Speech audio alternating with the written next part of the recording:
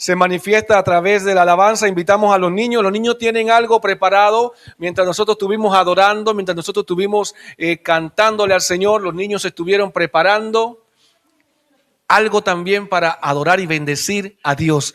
Con la maestra Ariane Aramayo Cejas estuvieron preparando. Los invito, pasen aquí adelante para que puedan compartir lo que los niños prepararon. Hermanita Ariane, pase con los niños para que puedan mostrar. Vengan. Qué lindo, qué hermoso. El sueño siempre de nosotros fue tener un ministerio para los niños y gloria a Dios porque hoy se pudo cumplir. Tenemos a estos niños valientes como David, eso. Estos niños y niñas, gloria a Dios. Ya, la maestra hizo una enseñanza hoy basado en Jonás 1:17. ¿Y los niños están preparados para declararlo? ¿Sí? Jonás 1:17. A ver, díganlo. Aquí pueden usar también para decirlo. ¿Tú lo aprendiste tú solita? Sí, ya. Puede leerlo si quiere. Jonás capítulo 1, versículo 17. Pero Jehová tenía preparado un gran pez para que tragase a Jonás. Y estuvo Jonás en el vientre del gran pez por 3 días y 3 noches. Amén, un aplauso al Señor. Muéstrenos dibujos de Jonás tragado dentro del gran pez. Aquí tenemos a Jonás tragado dentro del gran pez. ¿Y quieres decir algo, Mateo? ¿Tú vas a decir algo, Florencia? No. Bueno, un aplauso para los niños. Sentarse. Pueden ir a compartir con Ariane, que Ariane es la encargada de ustedes. Ahí a obedecerle a Ariane. Amén. Bueno, amada iglesia, amados hermanos, Dios es bueno. ¿Cuántos lo creen? Y yo quiero felicitar y reconocer la valentía de nuestra hermana Dairé, de nuestra hermana Franceli. ¿Sabe por qué, hermano? Porque cuando uno comienza a adorar, a veces están los nervios, están todas estas cosas al principio, porque la gente, que si me voy a equivocar, pero después cuando el Espíritu Santo va tomando el control, todo se va perfeccionando, todo se va haciendo de una manera para la gloria de Dios. Y como les dije al principio, nosotros no buscamos cantantes aquí, buscamos adoradores, que no solamente canten bonito aquí al frente de las personas, sino que adoren en su vida personal, adoren en su casa, adoren en su trabajo, cuando hablan, cuando se comportan. Eso es ser un adorador, que te comportas como un hijo, una hija de Dios. Las bendigo, transmito ese esfuerzo para que sigan adelante, hermanita, porque la recompensa de Dios es grande. ¿Cuántos lo creen? Amén. Bueno, vamos a estar orando rápidamente. Voy a hacer una oración bien eficaz. Los que se quieran poner de pie pueden hacerlo. Los que quieran orar sentado pueden orar. Los que quieren orar de rodilla aquí, como usted sienta hacerlo para el Señor, hágalo. ¿Ok? Padre, en el nombre del Señor Jesús te bendecimos, te damos gracia, te damos gloria, te damos honra y alabanza. Presentamos delante de ti, Padre amado, tu iglesia, la cual te pide primero que todo perdón por cualquier cosa que hayamos hecho, que no te haya agradado, que te haya ofendido, que haya sido delante de ti como maldad o pecado. Te pedimos perdón porque somos carne, nos equivocamos, pero sabemos que tu palabra dice que podemos venir confiadamente al trono de la gracia y alcanzar pronto auxilio y misericordia. Y también que usted nos rechaza un corazón contrito y humillado. Hoy, Padre, nos humillamos delante de ti y te pedimos perdón. Padre, oramos por la iglesia Alfa y Omega, por cada uno de los que están aquí y la componen, por los que se están sumando, por los que vendrán y por los que no han venido, Padre. Bendice su vida.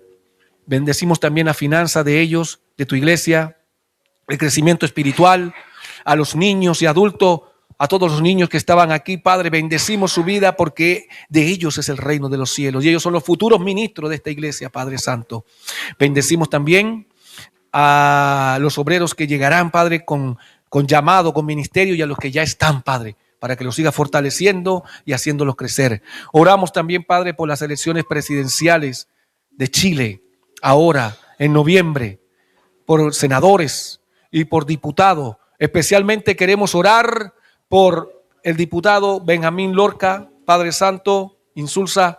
Bendecimos su vida, bendecimos su valentía y su esfuerzo, pidiendo que seas tú, Padre, el que le permitas a él el favor con la iglesia para ser escogido y elegido como diputado de esta provincia, Padre, de esta región.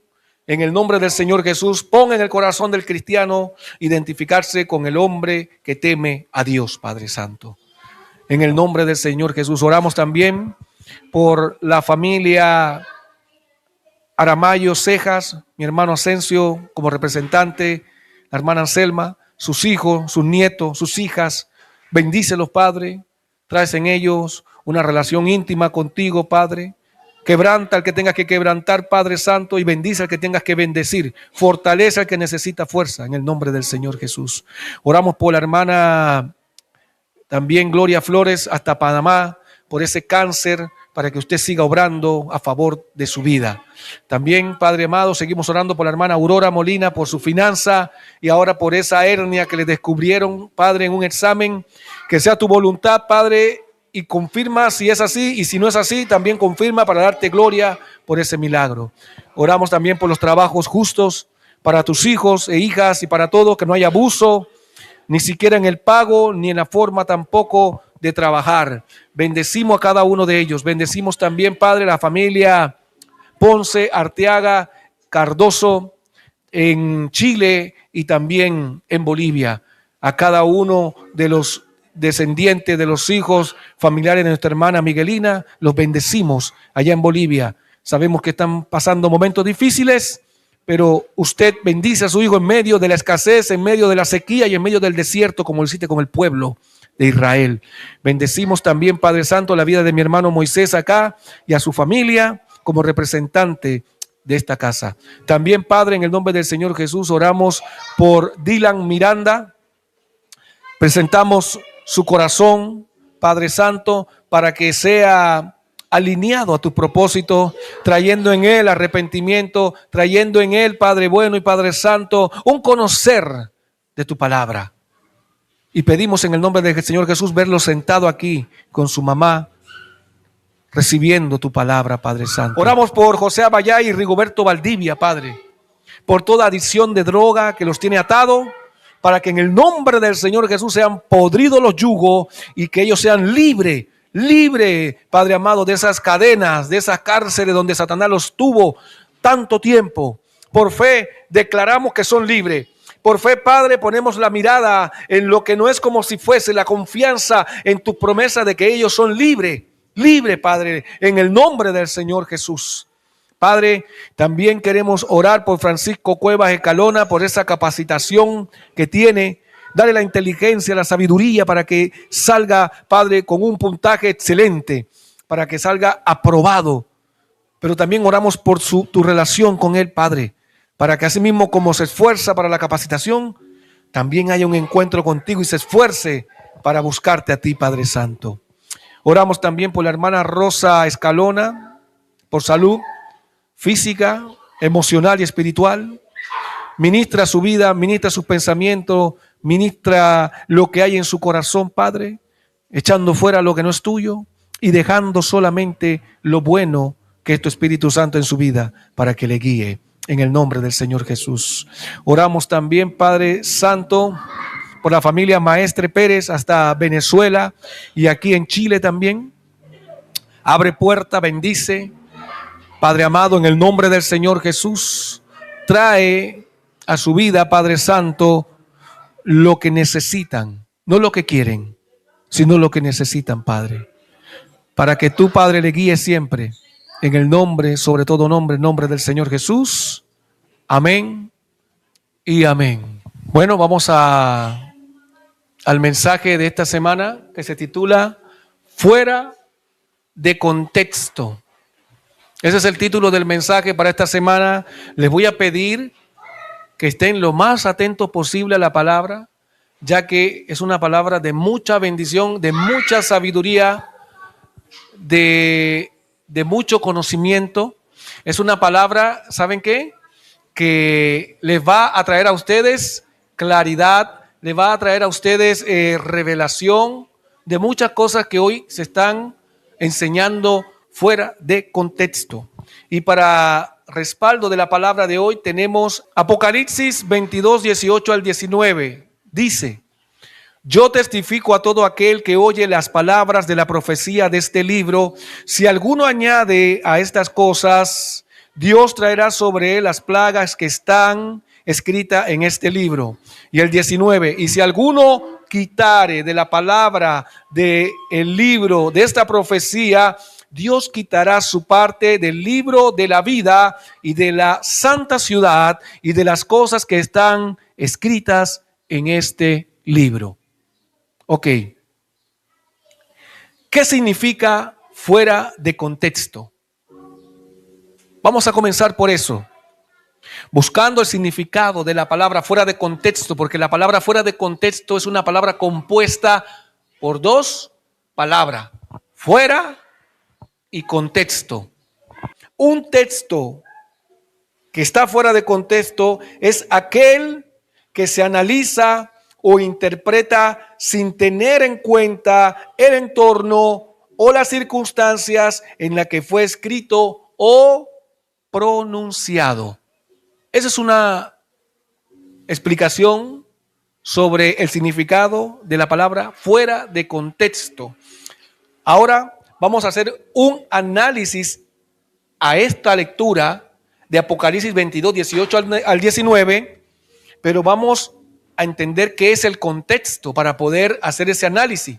Ya tenemos claro cuál es el significado de fuera de contexto. Ahora vamos a entender qué es contexto.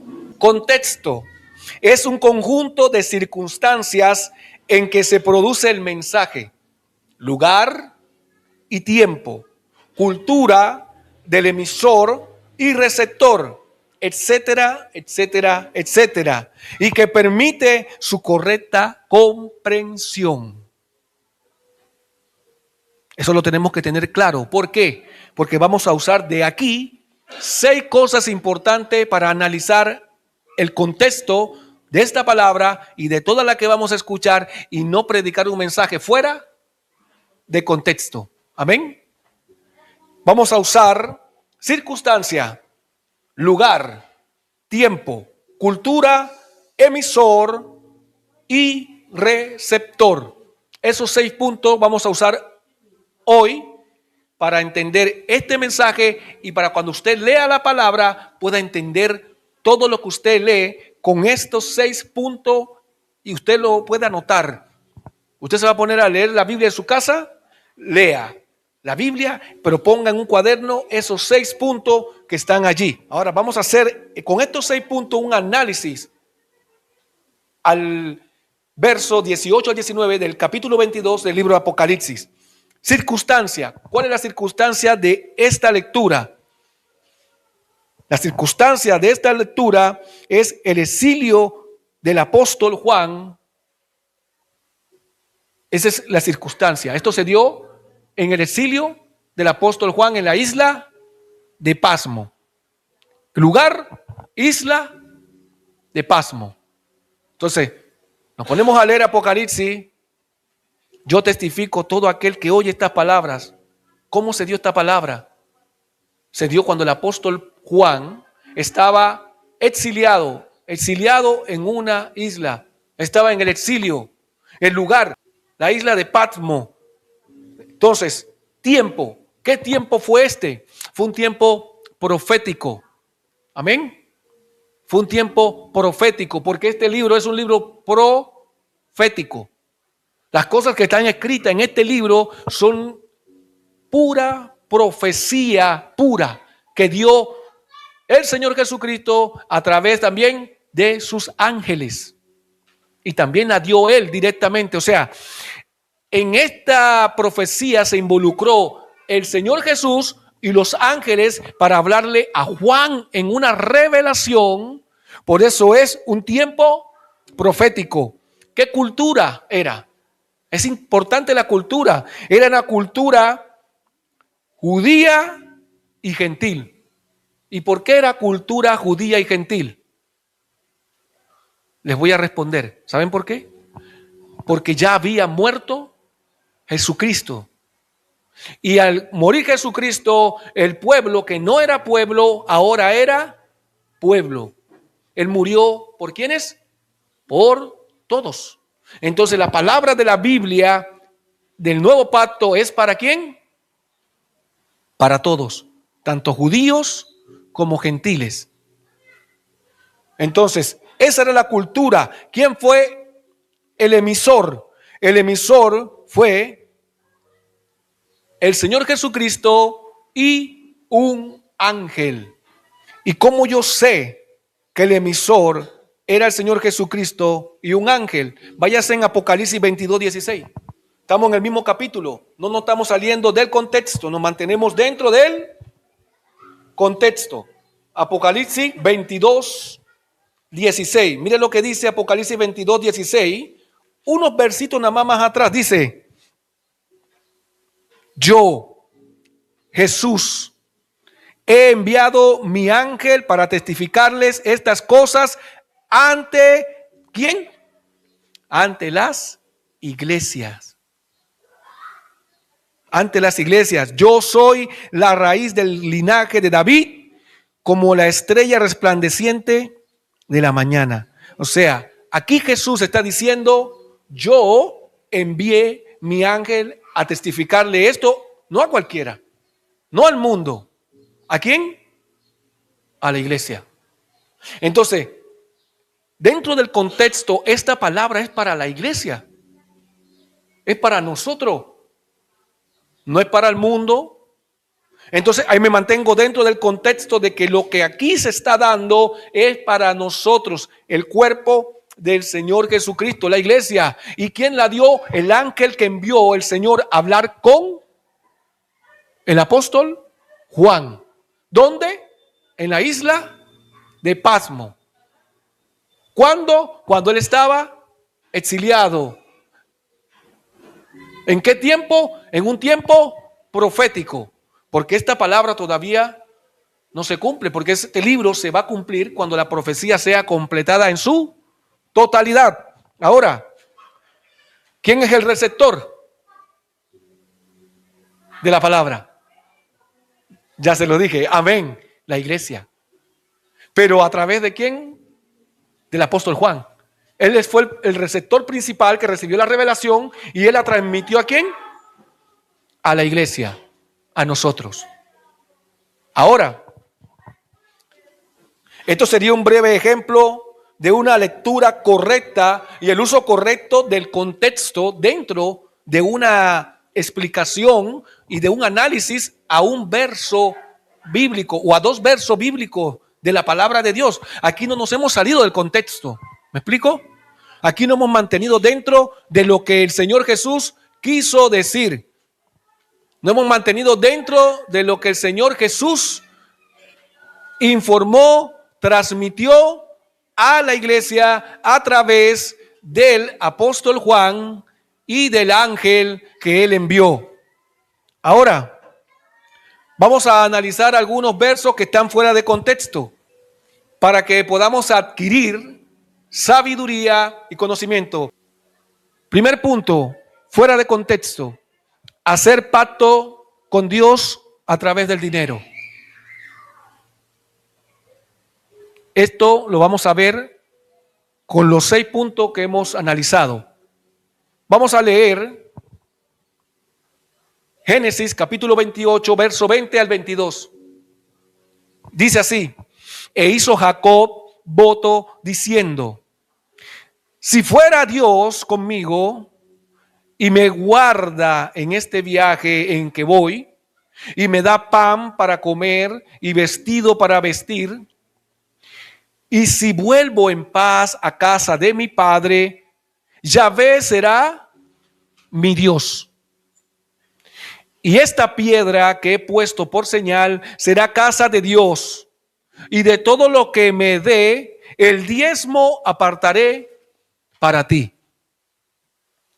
Muchos usan esta palabra fuera de contexto. ¿Y por qué les digo que la usan fuera de contexto? Porque vamos a analizar la circunstancia, el lugar, el tiempo, la cultura, el emisor y el receptor de esta palabra. Según lo que aprendimos del contexto hace unos minutos. Vamos a hacer una exégesis de esto. Amén. 1.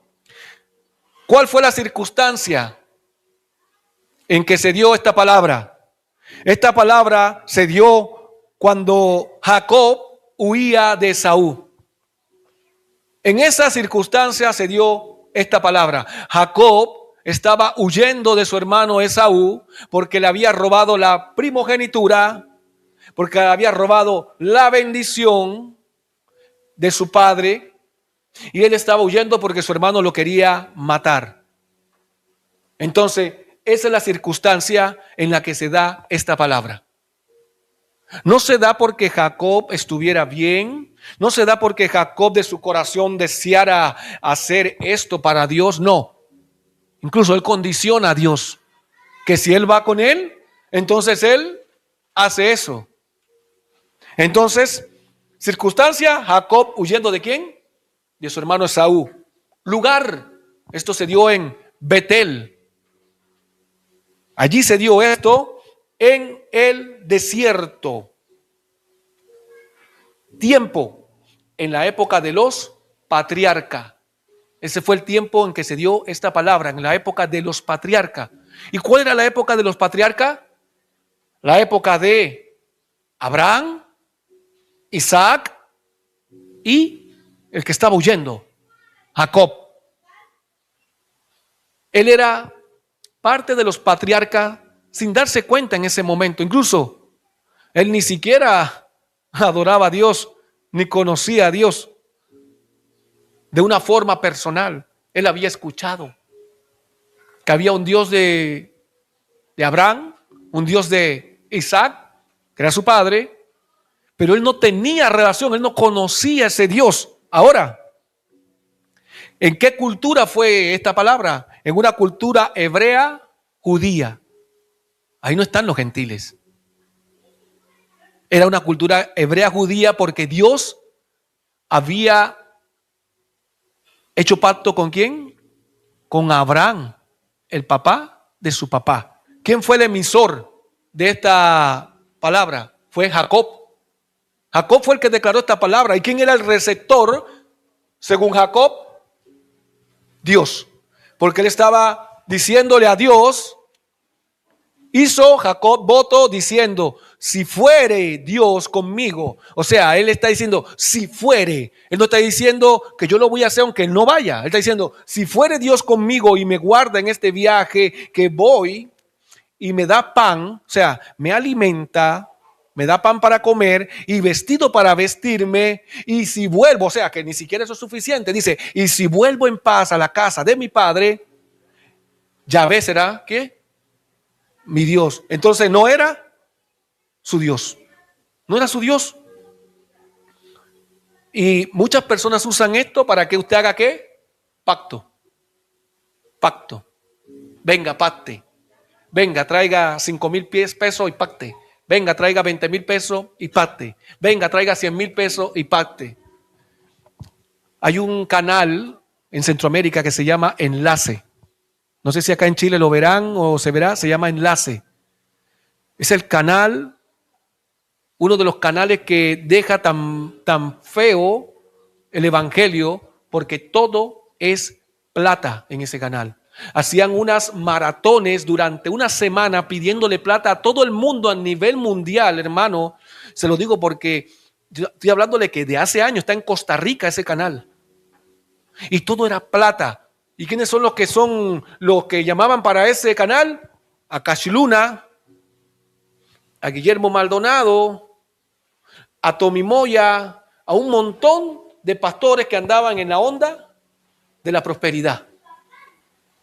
Y todo era, hermano, si usted quiere que su matrimonio se solucione, pacte, deposite donde usted esté. Y aquí nos va a llegar la oración, $20, $50. Oye, hermano, habían gente que depositaban cualquier cantidad de plata, pero usando una palabra fuera de ¿qué? De contexto. Y esto yo se lo enseño a ustedes, ¿sabe por qué? Para que nadie los engañe. Y para que ustedes tengan claro cómo estudiar la Biblia. No solamente en la plata, hay muchas cosas que se sacan de contexto en la Biblia. Entonces, tenemos claro que esto sucedió. Ahora, el receptor era Dios, un Dios que él no conocía ni servía. Pero la pregunta importante es, ¿habrá Dios respondido al pacto que quería hacer Jacob? ¿Usted cree que Dios respondió a ese pacto? ¿Usted cree que Dios aceptó ese pacto? Le pregunto. No, no. La respuesta es no. ¿Y por qué? Porque el hombre no puede hacer pacto con Dios. Así de simple. Nosotros no tenemos ningún derecho de hacer pacto con Dios, pero Dios sí hace pacto con el hombre, que es diferente. ¿Y dónde los voy a llevar? Vamos a Génesis 9, 8 al 9. Génesis 9, 8 al 9. Dice así: y habló Dios a Noé y a sus hijos con él, diciendo: he aquí, yo establezco mi pacto con ustedes y con sus descendientes después de ustedes. ¿Qué dice Génesis 9, 8, 9? Que Dios hace un pacto con Noé. Él llama a Noé para hacer un pacto con él. Él le dice a Noé: yo, el Altísimo Dios, voy a hacer un pacto contigo, con tus hijos y con tu descendencia. Ahora,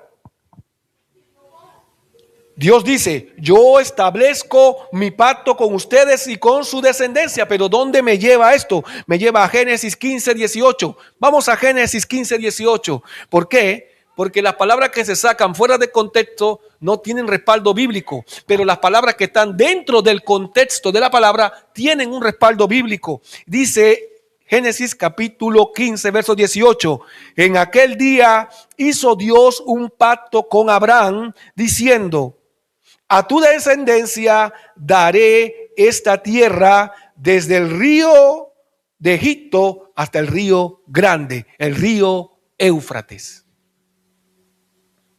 Esto se lo dijo Dios a Abraham porque en ese día él estaba haciendo un pacto con él de que le estaba prometiendo que en un año él tendría un hijo, el cual sería su herencia, el cual él podría tener descendientes, que sería Isaac. Isaac, ¿el papá de quién? De Jacob.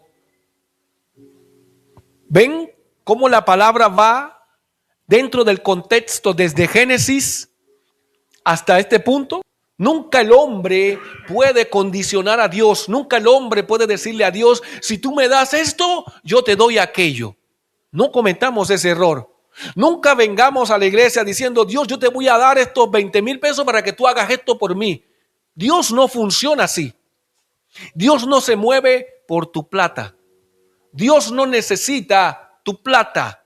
Dios se mueve por tu fe, por tu corazón y porque tú creas en Él. Allí se mueve Dios. Allí se mueve Dios. Pero hoy han sacado fuera de contexto esta palabra para que te hagan venir a ti a hacer un pacto que Dios no te va a responder. Y que el solo propósito es ¿cuál? Sacar provecho. Hermano, la palabra está hablando. Yo solamente la estoy transmitiendo. Pero el que dio la palabra, ¿quién es? Dios. Y si vemos la circunstancia y el lugar y el tiempo y la cultura, vemos que el emisor de esta palabra es Dios y el receptor es Abraham. Primero el receptor fue Noé. Y si nos vamos a analizar esta palabra que hemos leído, la circunstancia en que se dio con Noé fue porque hubo un diluvio, había tanta maldad y Dios vio y halló gracia en Noé y lo separó de la maldad. ¿Para qué? Para no acabar con el mundo. Entonces, al hallar gracia en Noé, delante de los ojos de Dios, no fue que Noé hizo algo bueno para hallar gracia delante de Dios, sino que Dios le agradó su corazón. Porque déjeme decirle que Noé no era perfecto. Usted sabe que Noé tenía debilidad por el vino y que lo primero que hizo después que el arca se secó, el agua y el arca bajó y pisaron la tierra nuevamente y Dios hizo ese pacto y bendijo y todo, fue plantar una viña. Y cuando la viña dio uva, dice que se preparó un buen vino y se pegó una buena borrachera. Que fue donde sus hijos lo vieron, ¿qué? Desnudo. Y allí él maldijo ¿a quién? A Cam. Que ahí es donde vienen los cananeos, de la descendencia de Cam. Y de ahí es donde viene Canaán, la tierra que Dios le prometió al pueblo de ¿quién? De Israel. Los cananeos vienen de la descendencia de Cam, de esa maldición que su papá maldijo porque lo vio desnudo, pero lo vio desnudo porque él se metió unos copetes de más y se desnudó. Y los otros hijos no lo miraron, sino que fueron con una manta así como caminando de espalda y lo cubrieron. Y bendijo a los otros. Entonces, vemos que en esa circunstancia se da esta palabra, pero vuelve y le repite la palabra ¿a quién? A Abraham. ¿Y qué pasó con Abraham? Vemos un Abraham que no conocía a Dios. Un Abraham que no sabía que Dios existía, que vivía en Ur de los Caldeos, una ciudad llena de idolatría, de dioses y de paganismo, de que tenían cualquier cantidad de dioses. Dios le dice a Abraham: deja tu parentela, deja tu casa, deja esta tierra y ve a la tierra que yo te mostraré. Pero es un Dios que ¿qué? Que él no conocía. ¿Y qué hizo Abraham? Por eso Abraham es considerado el padre de la fe. ¿Por qué? Porque él le creyó al Dios invisible, al Dios que no se ve, a esa voz que lo llamó, que dejara todo. Abraham no tenía necesidad de dejar comodidades, porque él tenía riquezas, él tenía siervos, él tenía tierras. Dejar su comodidad para poder venir a pasar necesidad siendo un ¿qué? Extranjero. Pero él le creyó a Dios que le dijo: sal, que yo te voy a dar la tierra que fluye leche y miel. Ahora, Abraham salió con una promesa que nunca vio, pero la creyó, porque Abraham nunca entró a esa tierra. Él la vio de lejos. Y él le dijo después, aquí en el pacto que le dijo a Abraham: Abraham, yo en ese hijo que te voy a dar hago un pacto contigo nuevamente. Y mira las estrellas del cielo y mira y cuenta la arena del mar. Así será tu descendencia. Abraham lo creyó aunque no lo veía. Abraham lo creyó. Y por eso lo recibió ¿quién? Jacob. Jacob no recibió bendiciones de parte de Dios porque él hizo ese pacto. Nosotros estaríamos totalmente equivocados si creemos que por eso que declaró Jacob, Dios lo bendijo. Nosotros estaríamos totalmente errados, estaríamos fuera de contexto. ¿Por qué? Dios no lo bendijo ni le dio lo que le dio a Jacob, porque él se lo hubiera pedido en el capítulo 28, verso 20 al 22 de Génesis. Sino que era una promesa que Dios le había hecho primero a Noé, después a Abraham y también ¿a quién? A Isaac, el hijo de Abraham. Incluso en la promesa Dios le dijo a la mamá de Abraham que en el vientre de ella venían dos simientes, dos varones, pero que el menor estaría por encima del mayor y el mayor serviría al menor. Ya venía escogido Jacob, sin necesidad de que él se robara la primogenitura ni la bendición. Ya Dios lo había escogido. Pero como nosotros de repente queremos hacer nuestra voluntad y no la de Dios, Dios tuvo que trabajar con el error de Rebeca, la mamá de Jacob. Y Jacob se encontraba huyendo, ¿dónde? A la casa de Labán, su tío, porque había robado algo que no le pertenecía de esa forma. Dios se lo había dado, pero Dios se lo iba a dar quizás de otra forma, pero él no, él se lo robó. Ahora, tenemos claro que Jacob recibe la bendición porque Dios tenía que bendecir a Jacob. ¿Usted sabe por qué? Porque el nombre de Jacob significa usurpador, ladrón, mentiroso y engañador. Entonces Dios no podía tener a un usurpador, un ladrón, un mentiroso, un engañador como el pueblo de él. ¿Y qué hace Dios cuando él vuelve después de haber sido engañado también por su tío Labán y haber pagado también la maldad que hizo con su hermano, con su tío Labán? En el camino a la casa que iba a encontrarse con Esaú, dice que en un río, cruzando el río, él estuvo ahí una noche peleando con el ángel de Dios, que sería una cristofanía, que sería peleando con el Señor Jesucristo.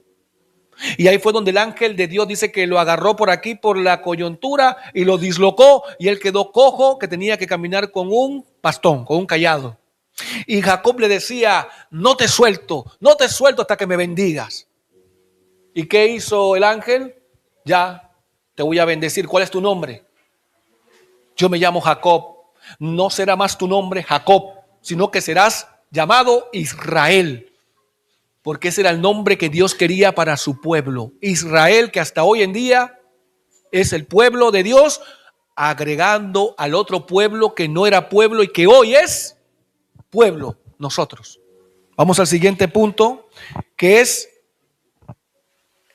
el antiguo pacto versus el nuevo pacto. Y dice la palabra de Dios, Éxodo capítulo 34, verso 27. Y Yahvé dijo a Moisés, escribe tú estas palabras, porque conforme a estas palabras he hecho ¿qué? Pacto contigo. ¿Y con quién? Con Israel. No con Jacob, sino con quién? Con Israel. Y no era Israel como hombre, sino las 12 tribus de Israel, los hijos de Israel, los hijos de Jacob, que ya no se llamaban los hijos de Jacob, sino los hijos de ¿quién? De Israel. Entonces, haciendo un análisis, está mal dicho el Dios de Abraham, el Dios de Isaac y el Dios de Jacob, porque Jacob, en lo que vimos en antes, decía, si tú haces esto, entonces serás mi Dios. Debería ser el Dios de Abraham, el Dios de Isaac y el Dios de Israel, porque ahí él reconoció a Dios como su Dios. Pero estas son cosas que el Espíritu Santo pone en ¿qué? En nosotros, que no nos vamos a poner a pelear porque diga eso, no, pero para mí así debe ser. ¿Por qué? Porque Dios lo bendijo, le cambió el nombre, ya no se llamaba Jacob. ¿Por qué entonces vamos a decir que es el Dios del usurpador, del ladrón, del mentiroso, cuando es Dios del bendecido, del prosperado, del siervo, del que él escogió? Cuando Dios te escoge a ti, tú automáticamente cambias de lo que eras a lo que eres. Ya no eres un extraño, ahora eres hijo e hija de Dios.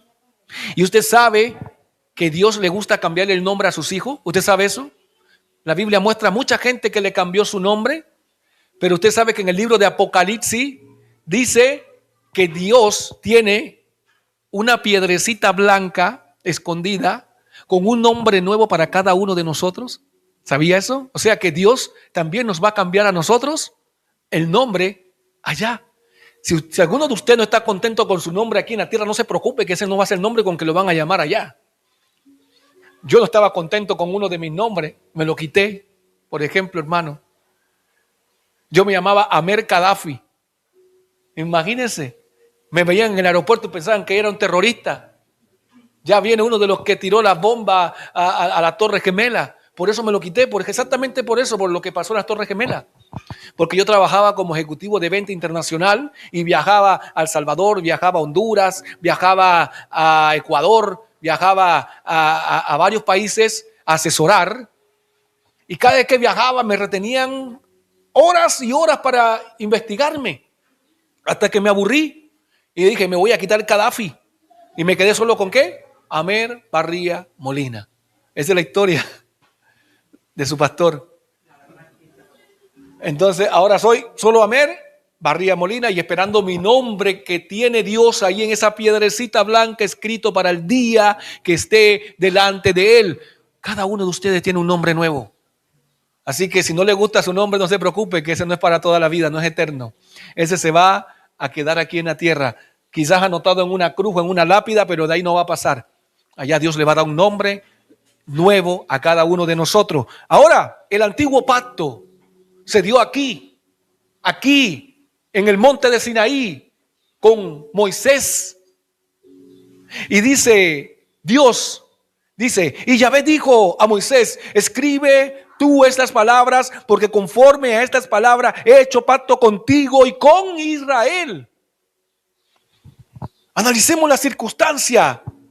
Circunstancia, renovación ¿de qué? Del pacto. Dios estaba renovando el pacto que hizo ¿con quién? Con Noé, con Abraham, con Isaac y ¿con quién? Con Israel. Ahora,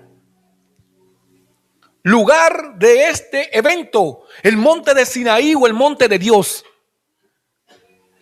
El monte de Sinaí o el monte de Dios.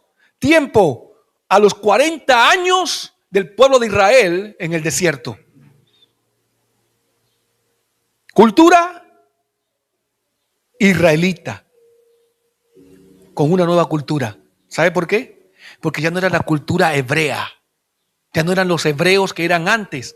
Ahora eran los israelitas, porque dejaron de ser los hebreos solamente cuando Dios bendice y le cambia el nombre a Jacob, a Israel, y le dice, este será mi pueblo. Ahora, este pueblo venía con otra cultura añadida que era totalmente desagradable. ¿Cuál era? La cultura egipcia, de la idolatría. Por eso siempre querían ¿qué? Volver atrás. Por eso siempre le daban la espalda a Dios. Por eso siempre ellos querían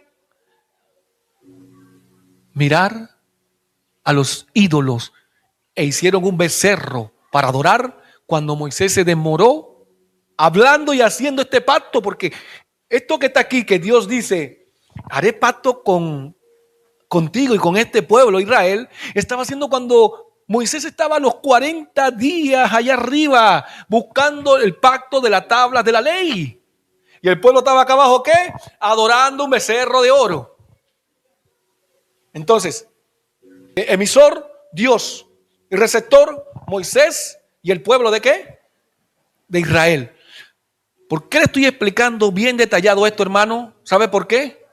Porque quizás en su vida han habido palabras que le han dado a usted fuera de contexto, que usted siempre se ha quedado como pensando, como que me suena, no me suena, como que estoy de acuerdo, no estoy de acuerdo, como que creo y no creo, como que la están muñequeando la palabra, la están manipulando.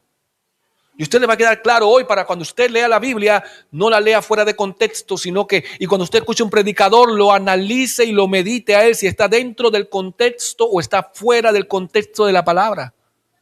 Incluso, para que me analicen a mí, si yo estoy dentro del contexto de la palabra o estoy fuera. Amén. Eso es importante. Ahora, veamos el nuevo pacto. Porque hay un antiguo pacto, pero también hay ¿qué? Nuevo pacto. Marco, capítulo 14, verso 24. Y les dijo, esto es mi sangre del nuevo ¿qué? Pacto, que por muchos es derramada. Quiero hacer un paréntesis aquí. Lo que vimos y hemos estado analizando del Antiguo Testamento hasta ahora que llegamos al Nuevo, miren que no hablamos nada del Nuevo Testamento, todo lo hablamos de ¿qué? El Antiguo Testamento. ¿Quién hacía el pacto? Era Dios. Dios era quien hacía el pacto, ¿no? No lo hacía el hombre. Dios llamaba a Noé a hacer pacto. Dios llamó a Abraham a hacer pacto. Dios llamó a Israel a Jacob a hacer pacto y Dios llamó a Moisés a hacer pacto, pero en ningún lado dice que el hombre fue a hacer pacto con Dios. ¿Y por qué hoy en día la iglesia predica que tienes que venir a pactar con Dios y a traer plata para que Él te dé algo? Si en la Biblia no dice eso, es porque está fuera de contexto, es porque se está manipulando, se está tergiversando la palabra, se está usando para sacar provecho. Ahora, vemos un nuevo pacto aquí que también lo hace Dios. ¿A través de quién? De su Hijo Jesucristo. Marcos 14:24. Y les dijo, este es mi sangre. Esto es mi sangre del nuevo pacto que por muchos es derramada, no por los judíos. Ya no estaba haciendo pacto solo con los judíos. Analicemos circunstancia, renovación al nuevo pacto. Lugar, Jerusalén, la última cena de Jesucristo con sus discípulos. Tiempo, los 33 años del Señor Jesucristo. Esto fue a los 33 años de Jesucristo que se hizo este pacto. Cultura, judía, hebrea, aramea, romana y gentil. Incluía todas las culturas este nuevo pacto. No solamente los judíos ni tampoco solo los hebreos, sino que incluía también a los romanos, griegos, gentiles, etíopes, al que fuera. Incluye este nuevo pacto, que es en la sangre de Jesucristo. ¿Quién fue el emisor? Dios Padre a través del Señor Jesucristo. ¿Y quién es el receptor? Los apóstoles, los judíos y gentiles, en otras palabras, la iglesia del Señor. El pacto nuevo en la sangre de Jesucristo es para todo el mundo, es para no dejar a nadie afuera. Y es para poder entrar al reino de Dios. Ahora, vamos a la conclusión de este mensaje. Jeremías 31:31. Estamos en el Antiguo Testamento. Jeremías 31:31. ¿Qué dice el Antiguo Testamento? He aquí que vienen días, dice ¿quién? Dios, en los cuales haré nuevo pacto con la casa de Israel y con la casa de Judá. Ya Dios estaba profetizando desde los tiempos del profeta Jeremías, desde los tiempos de los reyes, que el pacto que él había hecho con Noé, con Abraham, con Isaac, con Israel, con Moisés, iba a ser renovado. ¿En quién? En Jesucristo. Ese pacto no iba a permanecer para siempre. Ahora, esto que está aquí en Jeremías 31:31 es lo mismo que dice en Hebreos 8:8. O sea que esta palabra del Antiguo Testamento se trasladó al Nuevo Testamento para decir que no estaba fuera de ¿qué? De contexto, sino que el nuevo pacto anula muchas cosas del antiguo pacto que caducan, que envejecen. Mire lo que dice Hebreos capítulo 8, verso 13. Al decir nuevo pacto, ha dado por viejo ¿cuál? El primero. Y lo que se da por viejo y se envejece está próximo a desaparecer. Hermano, es cuestión de leer la palabra. La palabra te lo dice todo claramente. Pero muchas iglesias hoy solo se quedan con lo que predica el pastor, solo se quedan con lo que dice el pastor. Y no buscan en las escrituras más allá para ver lo que Dios le quiere decir. No te puedes quedar con lo que el pastor te predica. No te puedes quedar con lo que yo te predico, porque lo que yo te predico me lo reveló a mí el Espíritu Santo para la iglesia. Pero tiene que haber algo que el Espíritu Santo te revele a ti cuando tú escudriñas la palabra, cuando tú escuchas la palabra de Dios. Tiene que haber algo. Tiene que haber algo. Voy a darle algunos ejemplos de fuera de contexto. Voy a darles algunos ejemplos. 1. ¿En nombre de quién se debe bautizar? Esto es algo que se usa mucho fuera de contexto. Hechos capítulo 2, verso 38 dice, Pedro dice, arrepiéntanse y bautícese cada uno en el nombre de Jesucristo para perdón de los pecados y recibirás el don del Espíritu Santo. Mucha gente hoy en día dice que se tiene que bautizar solo en el nombre de Jesucristo. Usted lo ve en las redes sociales y en todos lados. Mucha gente diciendo y discutiendo y porfiando y peleando. No, es que se tiene que bautizar solo en el nombre de Jesús. Pero ¿quién dijo eso? ¿En qué tiempo? ¿En qué circunstancia? ¿Lo dijo Pedro? ¿Lo dijo después de haber predicado el sermón que predicó después que sanó al cojo en el templo de la Hermosa? Para que la gente se bautizara. Pero yo me voy a Mateo 28:19, donde el mismo Jesucristo, no Pedro, el mismo Jesucristo resucitado, hecho Señor, dice: por tanto, id por todas las naciones y hagan discípulos, bautizándolos en el nombre del Padre, en el nombre del Hijo y en el nombre del Espíritu Santo. Entonces, ¿pudo haber Pedro omitido quizás eso en un momento de predicación lleno porque somos carne, hermano? El apóstol Pedro no era sobrenatural, era un hombre común y corriente como tú, usted y yo. Y en algún momento yo me puedo equivocar y me puede faltar decir algo y lo digo incompleto. Y Pedro dijo: bautícese en el nombre de Jesús, pero Jesús lo mandó a él y a todos los discípulos a ir y a ser discípulos a las naciones y bautizarlos en el nombre del Padre, en el nombre del Hijo, que es el Señor Jesucristo, y en el nombre de ¿quién? Del Espíritu Santo. Y hoy las iglesias se andan peleando en el nombre de quién hay que bautizar. Lean la Biblia, ahí lo dice. Ahí está claro. Ahora, segundo y último ejemplo para terminar el mensaje. ¿Se acuerdan lo que comenzamos leyendo de Jacob? ¿Qué iba a hacer Jacob si Dios lo acompañaba, le daba pan, le daba ropa y lo traía con seguridad de nuevo a la casa de su padre? ¿Qué iba a hacer él? Iba ¿qué? A diezmar de todo lo que él tenía y entonces él sería su Dios. Vamos a hablar de algo conflictivo aquí: el diezmo y la ofrenda. Vamos a hablar de eso. Malaquías 3:8 dice: ¿robará el hombre a Dios? Pues ustedes me han robado. Y dijiste: ¿en qué te hemos robado? En su diezmo y ofrenda. Analicemos. Circunstancia.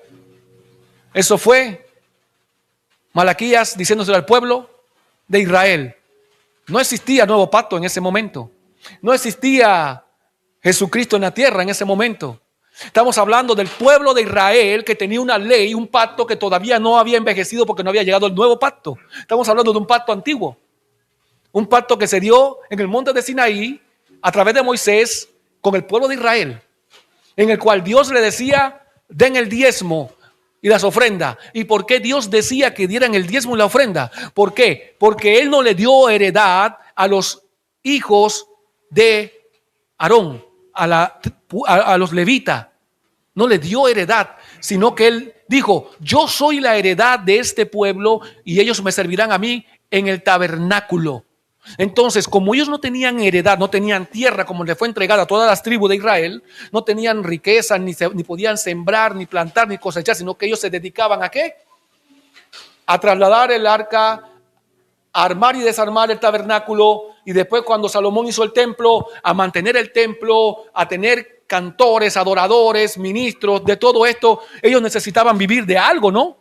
Ellos necesitaban, entonces ¿qué? Cuando el pueblo iba a llevar las ofrendas, se consumía la parte que era de Dios y la que Dios había designado para ellos. Ellos comían de eso, ellos vivían de eso. Pero yo le pregunto, hoy en día se saca de contexto esta palabra y se le exige el diezmo a las personas. Se le exige, que es diferente a que tú lo des voluntariamente. Nosotros aquí no le exigimos el diezmo a nadie. A nadie le exigimos el diezmo. ¿Y por qué no le exigimos el diezmo? Porque esto es personal. ¿Y eso era para qué? Para que vivieran los sacerdotes, los levitas. Pero si alguien cree en el diezmo, tampoco le quitamos a él el que crea en el diezmo, porque es algo personal. Si usted diezma, lo hace porque es un pacto que usted adquirió con Dios, de parte de Dios, y usted quiere seguir eso y usted siente que Dios le bendice, hágalo. Usted no lo quiere hacer, no lo haga. A nosotros no nos afecta en nada. No. ¿Por qué? Porque el nuevo pacto me lleva a 2 de Corintios 9:7. Dice, cada uno dé como ha propuesto en su corazón, no con tristeza ni por necesidad, porque Dios ama al dador alegre. Entonces, hermanos, yo no le voy a usted a poner una piedra de tropiezo de que hermano, tiene que diezmar, hermano, tiene que ofrendar. No. ¿Por qué? Porque esto es entre usted y Dios. Y con eso cerramos. Hay muchas cosas más que están fuera de contexto, pero debido a la hora, espero que el mensaje de hoy haya aclarado muchas cosas en su mente, en su pensamiento, en que el pacto que Dios quiere contigo se ha hecho en la sangre de Jesucristo y está ¿dónde? En tu corazón. No en tu dinero, no en tu sacrificio, porque no vale de nada tu sacrificio delante de Dios, porque el único sacrificio que vale es el de Jesucristo delante de Dios. No vale que estés caminando y pagando manda y haciéndote cualquier tipo de flagelación para demostrarle a Dios que estás arrepentido. Basta solamente con una palabra.